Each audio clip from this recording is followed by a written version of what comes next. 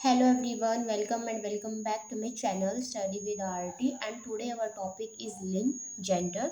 जैसा कि आप सभी को पता है कि हम हिंदी व्याकरण कर रहे हैं जिसमें हम हिंदी व्याकरण के सारे चैप्टर करते हैं डे बाय डे। हम वन डे वन टॉपिक के लिए करते हैं। तो आज आई थिंक डे 6 या 7 है, मुझे खुद ही ध्यान नहीं है, देख लेना कौन सा डे है, मैं डाल दूँगी। और अब मैं ना हिंदी ग्रामर की एक अलग से प्लेलिस्ट बना दूँगी जिसमें आपको डे बाय डे टॉपिक मिल जाएंगे, तो आपको ज़्यादा ढूंढने की ज़रूरत नहीं है। उस प्लेलिस्ट में ही आपको टॉपिक दिए रखे होंगे। और जो ये नोट्स हैं ये हैंड रिटन नोट्स हैं, तो इनकी मेरे पास पीडीएफ नहीं है क्योंकि बहुत से मेरे पास कमेंट आए थे, बोल रहे थे कि दीदी पीडीएफ दे दो, पीडीएफ दे दो, बट पीडीएफ मैं कैसे दूँ, मेरे पास पीडीएफ है नहीं। बट फिर भी अगर किसी को नोट्स चाहिए तो मैं फ़ोटो डाल दूँगी। जैसे ही हमारा एक टॉपिक क्लियर होगा, जैसे कि आज हम जेंडर वाले टॉपिक को क्लियर कर लेंगे, तो हम उस कम्युनिटी पोस्ट में, चैनल की कम्युनिटी पोस्ट में मैं इसके फ़ोटो डाल दूँगी, तो आप वहाँ से कॉपी में लिख सकते हो या फिर आप वीडियो के साथ साथ भी नोट्स प्रिपेयर कर सकते हो। अगर आप वीडियो के साथ साथ नोट्स प्रिपेयर करोगे तो ज़्यादा आपके लिए बेनिफिशियल होगा, अदरवाइज़ जैसा भी आपको ठीक लगे। ठीक है, तो चलिए अपने टॉपिक को स्टार्ट करते हैं, यानी लिंग जेंडर।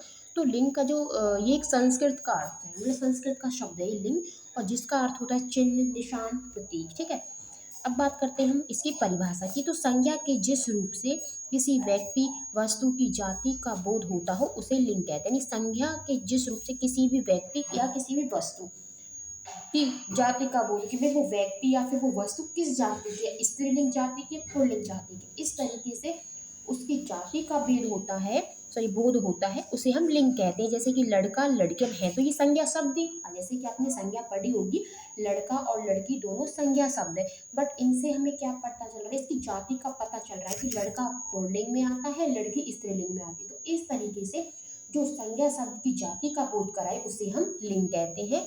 और लिंग एक संस्कृत का शब्द है जिसका अर्थ निशान, चिन्ह और प्रतीक होता है।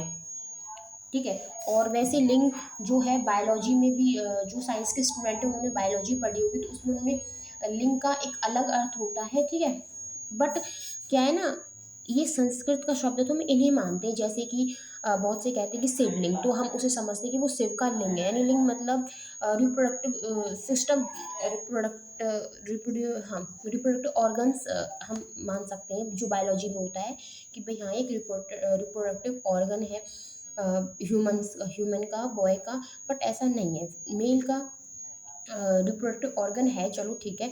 बट संस्कृत में तो इसका जो शाब्दिक अर्थ है वो अलग है। तो इस तरीके से हम शिवलिंग को शिव का लिंग नहीं कह सकते, हम कह सकते हैं कि वो शिव का प्रतीक है, शिव का चिन्ह है, या फिर शिव का निशान है। कहते हैं ना, क्यों? क्योंकि देखो हमारी पुरानी भाषा या फिर सबसे जो पुरानी भाषा है वो तो संस्कृत है। जो भगवान थे उनके टाइम पे इंग्लिश तो थी नहीं, संस्कृत थी। तो संस्कृत के अकॉर्डिंग अगर हम देखें तो वो शिव का लिंग ना होगी, वो शिव का प्रतीक है, शिव का चिन्ह है। और बहुत से लोग यही मानते हैं, बट ऐसा मानना गलत है। चलिए अब समझते हैं हम लिंग के भेद। तो लिंग के दो भेद होते हैं। यस, तो हम कहाँ पे थे कि लिंग के कितने भेद होते हैं? लिंग के दो भेद होते हैं, पुल्लिंग और स्त्रीलिंग। और अगर हम संस्कृत या फिर अंग्रेजी भाषा में देखें तो वहाँ पे लिंग के तीन भेद होते हैं, जिसको ट्रांसजेंडर कह देते हैं। नहीं मतलब कि मेल भी और फीमेल भी। परंतु हिंदी में ना ऐसा उभयलिंग जैसा कोई शब्द होता ही नहीं है। फिर बट मतलब कि हिंदी में इसका कोई टाइप नहीं है। टाइप तो लिंग के दो ही है, पुल्लिंग स्त्रीलिंग, बट उभयलिंग जैसा कोई टाइप है नहीं। बट कुछ उभयलिंग वाले शब्द जरूर है, ठीक है, जो कि स्त्रीलिंग और पुल्लिंग दोनों की भांति काम करते हैं, तो उसे हम उभयलिंग कह देते हैं। तो हिंदी में ऐसे शब्द आपको जरूर देखने को मिलेंगे। उदाहरण की तरफ देखो तो प्रधानमंत्री, तो प्रधानमंत्री ऐसा शब्द है जिसको हम स्त्रीलिंग एज वेल एज पुल्लिंग के रूप में भी प्रयोग करते हैं। तो इस तरीके से जो प्रधानमंत्री शब्द है वो आपका उभयलिंग की तरह रिएक्ट करता है। जैसे कि नरेंद्र मोदी पधार रहे हैं, अब देखो रहे हैं, ठीक है, इंदिरा गांधी पधार रही है, तो यहाँ पे रही है, तो यहाँ पे रहे हैं एक पुल्लिंग की तरह प्रयोग हो रहा है, और रही है एक स्त्रीलिंग की तरह प्रयोग हो रहा है। तो इस तरीके से हम कह सकते हैं कि जो प्रधानमंत्री शब्द है वो उभयलिंग है। ठीक है, और पुल्लिंग क्या होता है? जिससे पुरुष जाति का बोध हो, यानी संज्ञा के जिस रूप से पुरुष जाति का बोध हो वो हमारा पुल्लिंग होता है। सेम एज स्त्रीलिंग, जिस संज्ञा शब्द से हमें स्त्री जाति का बोध हो वो स्त्रीलिंग होती है। तो काफी इजी है टॉपिक ये। और सबसे जो इजी बात है इस चैप्टर की, अगर आपको कोई शब्द है जिसकी आपको जाति पता करनी है, वो स्त्री जाति का है या फिर पुल्लिंग जाति का, तो आप उसको क्रिया में बदल दो। जैसे कि मैं कोई भी शब्द उठा लूँ, ये पेन ही उठा लेती हूँ मैं, मुझे इस पेन की जाति का पता लगाना, तो मैं क्या करूँगी, इसके साथ क्रिया को जोड़ दूँगी। जैसे कि यह पेन चल रही है, देखो यह पेन चल रही है या फिर यह पेन चल रहा है, चल ही तो रहा है ये, देखो। तो क्या सूट कर रहा है इस पर, यह पेन चल रही है या फिर यह पेन चल रहा है, तो वो यह पेन चल रहा है ना।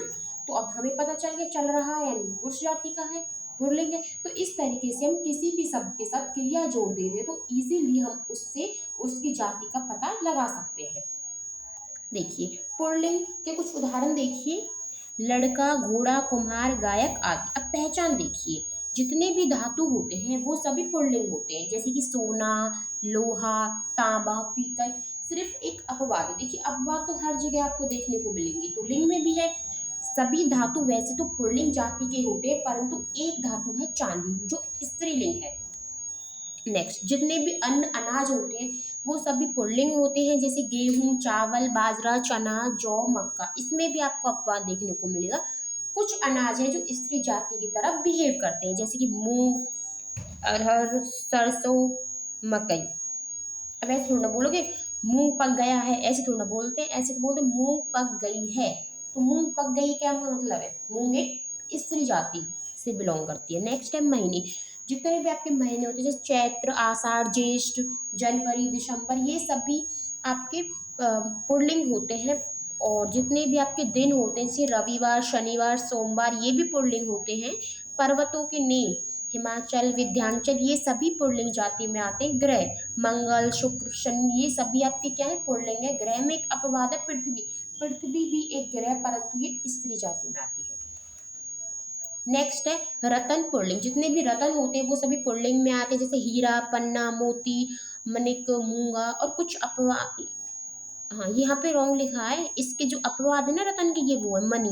मणि भी एक रतन है परंतु ये स्त्रीलिंग में आती है। और यहाँ पे देश, शहर है, वो सभी जितने भी देश, शहर है वो आपके सभी पुरुष जाति में आते, पुल्लिंग में आते। परंतु कुछ अपवाद है जिसमें काशी, मथुरा, अयोध्या है, वो आपकी स्त्रीलिंग में आती है। अब देखिए यहाँ पे वृक्ष देखिए, वृक्ष आपके पीपल, आम, शीशम, सागौन, जामुन, ये सभी इस पुल्लिंग में आते हैं। परंतु यहाँ पे कुछ अपवाद हैं, कुछ वृक्ष हैं जैसे इमली, लीची, नाशपाती, ये जो वृक्ष है वो स्त्रीलिंग में आते हैं। वर्णमाला, सभी वर्णमाला पुल्लिंग में आती है, परंतु कुछ वर्णमाला के अक्षर हैं जैसे कि ई, छोटी ई, बड़ी ई, ऋषि, ये आपके स्त्री जाति में आते हैं। अब यहाँ पे देखिए कुछ शरीर के अंग हैं जैसे हाथ, पैर, दांत, नाखून, ये सभी पुल्लिंग में आते हैं। पर यहाँ पे भी कुछ अपवाद है, आंख, नाक, नस, खाली स्त्री जाति में आते हैं।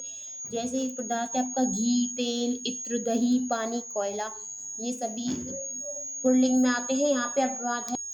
पर जो चाय और छाछ है वो आपकी स्त्रीलिंग में आती है ना। कहीं कहीं आपको लगेगा कि नहीं दही तो स्त्रीलिंग में आती है, पर ऐसा नहीं है, दही स्त्रीलिंग में नहीं आती, दही पुल्लिंग में आती है। आप खुद देखो, दही खट्टी है या फिर दही खट्टा है, बहुत से बोल देते हैं दही खट्टी है, पर ये गलत है।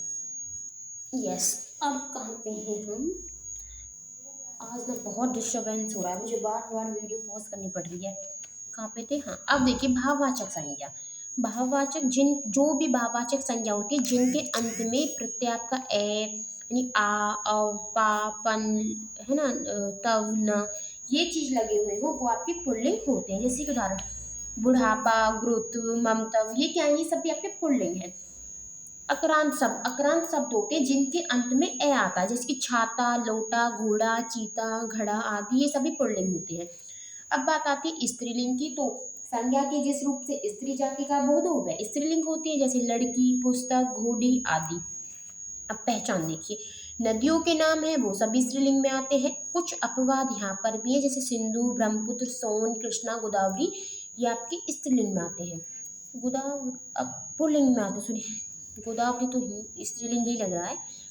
तारीख व तिथियां, पहली, सातवीं, ये सभी प्रथमा, चतुर्थी, चौथी, जो तारीख और तिथियां होती हैं वो सभी स्त्रीलिंग में आती हैं। नक्षत्र के नाम जैसे कि रोहिणी, भरणी, रेवती, मृगशिरा, चैत्रा, ये सभी किस में आती हैं, आपके स्त्रीलिंग में।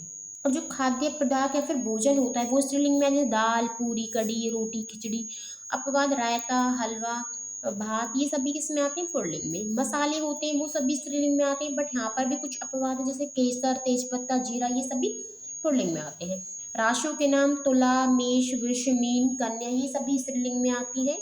सभी महीने वैसे तो पुल्लिंग में आते हैं, परंतु कुछ महीनों के नाम है जो स्त्रीलिंग में आते हैं, जैसे जनवरी, फरवरी, मई, जुलाई। अब खुद देखो, जनवरी आ गया है या फिर जनवरी आ गई है, कौन सा अच्छा है? जनवरी आ गई, यही तो है। ऐसे तो बोलते जनवरी आ गई है, तो इसका मतलब कि जनवरी एक स्त्रीलिंग की तरह बिहेव कर रही है। नेक्स्ट है कुछ कपड़ों के नाम, जैसे कि साड़ी या फिर पगड़ी, ये तो हो गई स्त्री जाति की। बट पैंट, टोपी, कमीज, ये भी तो स्त्री जाति की। पैंट पहन ली, पैंट पहन लिया, पैंट पहन ली, क्या पैंट पहन लिया, ये भी सही सूट कर रहा है वैसे तो, पैंट पहन लिया। चलिए, समूहवाचक संज्ञा, जो समूहवाचक संज्ञा होती है जिसमें ग्रुप होता है, जैसे कि कक्षा, सोना, फौज, भीड़, कमेटी, सभा, ये सभी आपकी स्त्रीलिंग में बिहेव करती है। भाषा, बोली तथा लिपियों के नाम भी स्त्रीलिंग में होते हैं, जैसे कि भाषा आपकी हिंदी, संस्कृत, मलयालम, गुजराती बोली, भोजपुरी, खड़ी बोली, अवधी लिपि, गुरुमुखी या फिर देवनागरी। अब देखिए, इया प्रत्यय वाले शब्द कुटिया, बिटिया, लुटिया और इमा प्रत्यय वाले शब्द महिमा, गरिमा, ये सभी स्त्रीलिंग में आते हैं। भाववाचक संज्ञा, कोई भाववाचक संज्ञा है जिसका प्रत्यय टे, वट, हट है, तो इसके आहट, बनावट, घबराहट, ये सभी आपकी स्त्रीलिंग में होते हैं। यस, देखिए, संज्ञा जिसका अंत ख से हो उसे स्त्रीलिंग कहते हैं, मतलब स्त्रीलिंग में आती है। जिस संज्ञा शब्द का जो अंत है वो ख से हो, जैसे कि भूख, राख, चीख, यहाँ पे कौर, कोख, कोख है, कौरव ने कोख, इख, ये सभी किसमें? स्त्री जाति में। अपवाद कुछ है, रुख, दुख, सुख, इक्रांत, इक्रांत यानी जिनके अंत में ई आए। विधि, जैसे कि प्रतिनिधि, रुचि, छवि, केली आदि, अंत में ई आए, ठीक है, इक्रांत बड़ी ई आए, रोटी, नदी, टोपी, चिट्ठी। अपवाद घी, मोती, दही, पानी, ये सभी स्त्रीलिंग में है। उपरांत अंत में उ आए, छोटा उ। और अपवाद जैसे सेतु, मेरु, मधु, अष्ट, ये सभी पुल्लिंग के हैं। उपरांत यानी अंत में बड़ा हुआ है, बालू, दारू, झाड़ू, लू, ये सभी स्त्रीलिंग में है। अपवाद है आलू, आंसू। नक्रांत, नक्रांत मतलब अंत में न आए, जैसे कि जलन, उलझन, प्रार्थना, वेदना और आपका सपना, घटना, प्रस्तावना, यहाँ पे ना आए, ठीक है। नक्रांत आप किसे कह सकते हो, इसे जलना, ठीक है।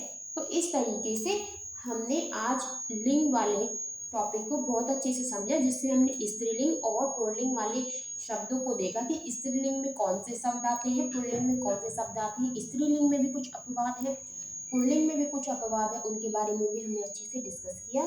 तो ये हिंदी ग्रामर का सबसे इजी टॉपिक है, तो इसमें ना आप क्रिया को लगाकर, उस सब को ना क्रिया में लगाकर आप इजीली उसका लिंग पता कर सकते हो। बट कोई नहीं, फिर भी अगर ये कुछ शब्द होते, कुछ अपवाद में से क्वेश्चन आ जाते हैं जो हमें फंसा देते हैं, तो आप अच्छे से कर सकते हो। और नोट्स आप बना लेना वीडियो के साथ साथ ही, क्योंकि पीडीएफ मेरे पास है नहीं, मैं प्रोवाइड करा देती। इजी टॉपिक था, काफ़ी छोटा टॉपिक था, तो जल्दी हो गया। देन मिलते हैं कल नए टॉपिक के साथ, तब तक के लिए बाय।